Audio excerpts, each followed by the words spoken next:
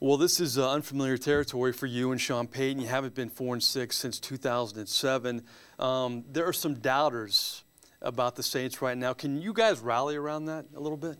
Well, I mean, we're not rallying around the doubters. I mean, the fact of the matter is we really believe in ourselves. And I know that we're in an unfortunate situation, and we've had really a couple tough stretches this season. Early on, you'd say, and then it felt like we were gaining some momentum after the big Green Bay win at home.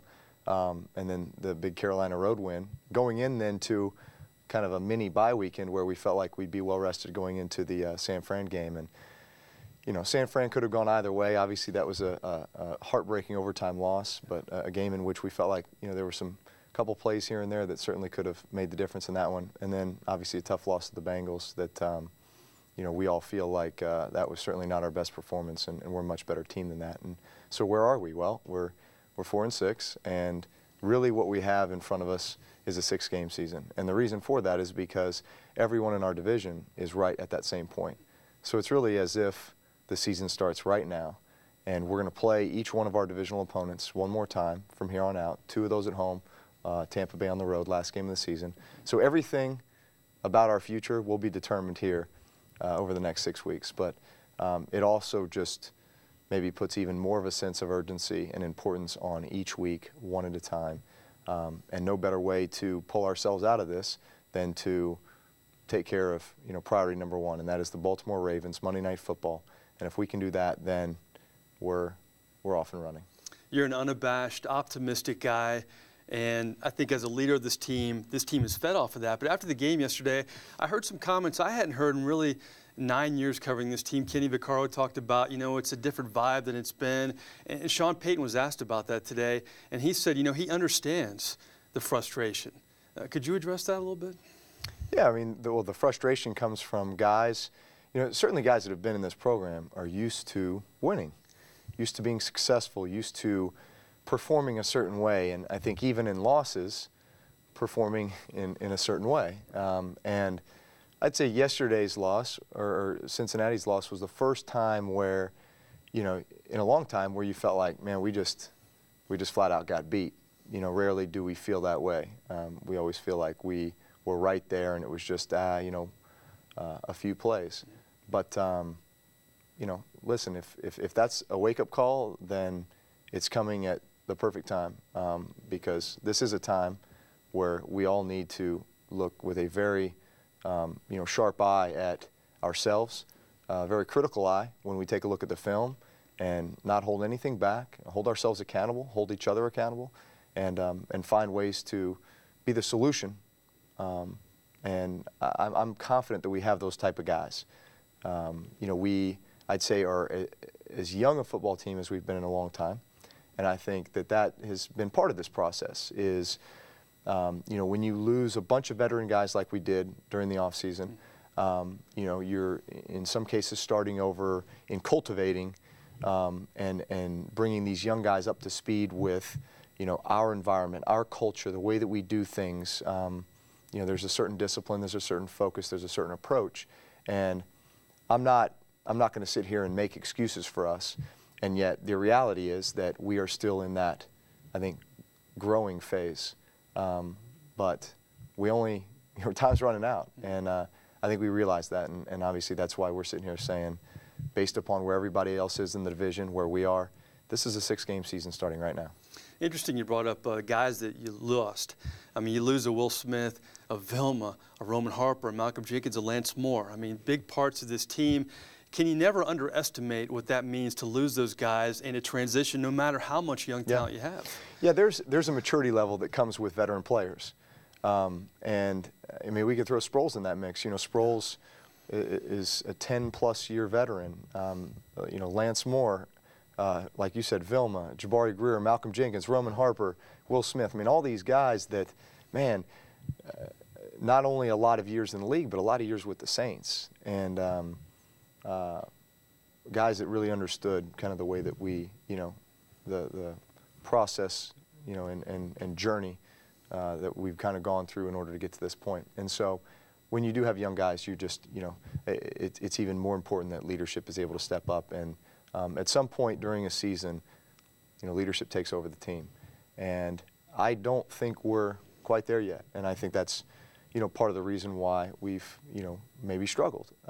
But that's where the leaders need to step up and to be able to take over this team. At some point, the players take over the team and take charge, and we're at that crossroads. Offensively, breaking in new players, almost like breaking in a baseball glove. I mean, it takes time. You were with the Lance Moores, the Devery Hendersons, you're still with Colston, but those three guys for a long time, you had that rhythm. Now you have, the Brandon Cooks and the Kenny Stills and even Joe Morgan's coming along and, Nick Toon. Are you still working on timing? That's just normal, isn't it, at this point? I think I have a great rapport with those guys. Great timing, great chemistry with Cooks, with Kenny Stills, with Nick Toon, with Joe Morgan, Meacham, obviously. So, Meacham and Colston, listen, we've been together forever. We can read each other's minds. The other young guys, I feel like we do a great job week to week of game planning, packages for all of those guys where they know, the expectations for them, how they're involved in the plan, where they're expected to, step up and make plays and have opportunities. And I felt like we've done, a really good job with that. And I think that gives them a level of confidence. It certainly gives me a level of confidence because these are things that we can talk about throughout the week. Hey, when we get to this situation, this is what's coming, and this is what you should expect. And I think that our young receivers, they get me excited. They get me excited not only about the here and now, but also the future. But certainly the opportunity for them now is becoming greater and greater, especially, the situation that we're in. The first 10 games, you've seen it all. You've seen some splash plays, some shockers. You saw a suplex. We've seen every kind of scenario, up and down roller coaster ride. Is there one word you would use to describe the first 10 games of the year? I don't know if there's one word, but it's been it's been a season full of maybe adversity thus far. Really, it's been we've had our moments. We've had our both good and bad. Bottom line is, in this league, you understand what each game is going to be like. They're fourth quarter games. They go down to, there's 3 plays in every game that determine the outcome of a game. I'd say 80% of the games, about 3 plays that will determine the outcome. And unfortunately for us, we've been in really 5 games that were determined by the last possession in the game. Whether it's three of those overtime games, and then 2 on last-second field goals. So, unfortunately, we've lost 4 out of those 5. Whereas, in years past, maybe we won 3 out of 5, or we won 4 out of 5, and therefore there's the difference in the record. But you are what your record says you are. You've heard us say that many, many times, because that's reality. That's what gets you into the playoffs. That's what wins you the division, or it doesn't. So I know this. We have grown through each of those. We've matured through each of those.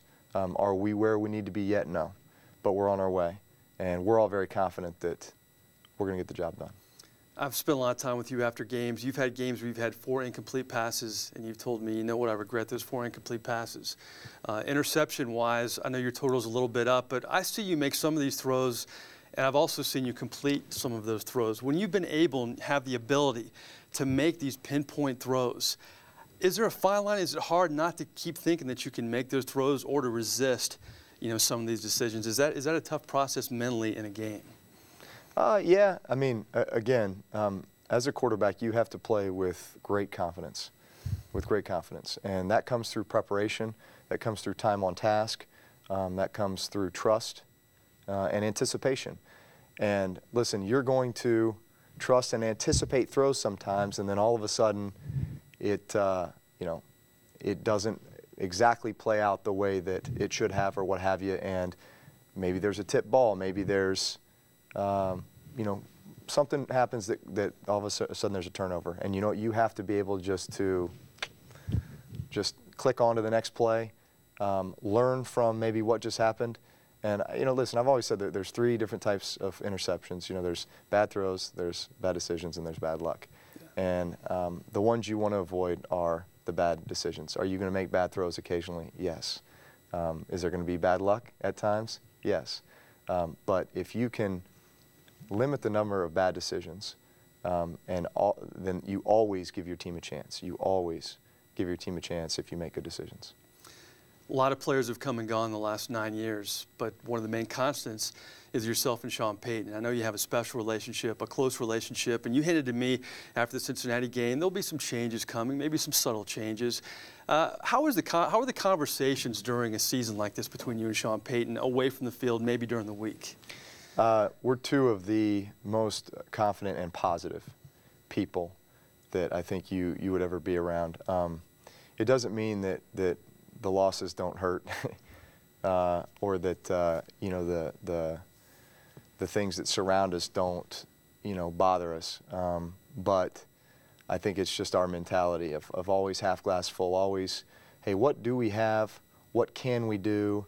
Let's put our guys in the best position to succeed according to their strengths, and instill a lot of confidence in them. And you know, Sean being the head coach, the way that he addresses us, and then certainly as the play caller, you know, he understands how, you know, a word, a phrase, or a play call can impact the team in a very positive way in regards to momentum or just kind of an infusion of confidence.